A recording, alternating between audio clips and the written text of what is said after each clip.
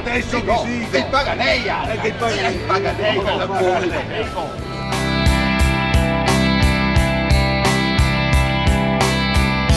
Il secondo appuntamento che la Costa Veneziana ha rivolto ai cittadini del Veneto si è svolto a Padova.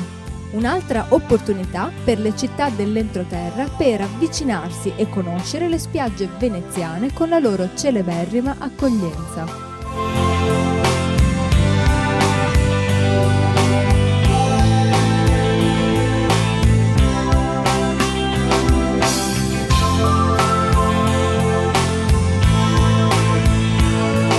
Le spiagge venete sono le spiagge dei padovani da sempre e quindi siamo ben felici di essere con voi e di essere con la Regione Veneto per cercare di promuovere il turismo nelle spiagge venete.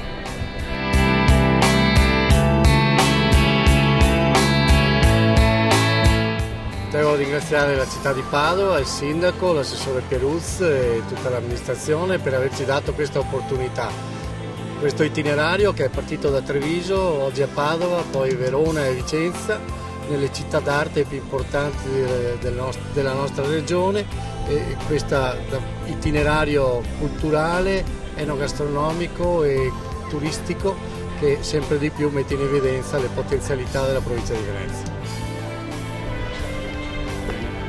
Spiagge della costa veneziana, da Bibbione a Caorle, a Eraclea, a Jesolo, a Cavallino, a Chioggia, tutte le spiagge del Veneto che si promuovono verso i loro cittadini, verso i cittadini veneti, verso i turisti che per tradizione e per storia frequentano queste spiagge.